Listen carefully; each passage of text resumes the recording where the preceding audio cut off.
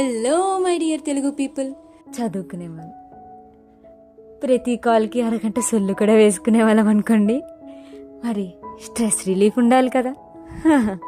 Semester చివరి పరీక్ష ఇంక రేపనగా ముందు రోజు పరీక్షకు అసలు చదవాలనిపించలేదు. ఇంకా ఈ పరీక్ష అయిపోతే మా స్నేహితులను కలవడం అవ్వదని, ఇక్కడితో విద్యార్థి దశ పూర్తి అయిపోయిందని, మళ్ళీ అంతకు ముందులా కాలేజీలో క్లాసులు వింటూ స్నేహితులతో అల్లరి చేసే సమయం అయిపోయిందని చాలా బాధేసింది.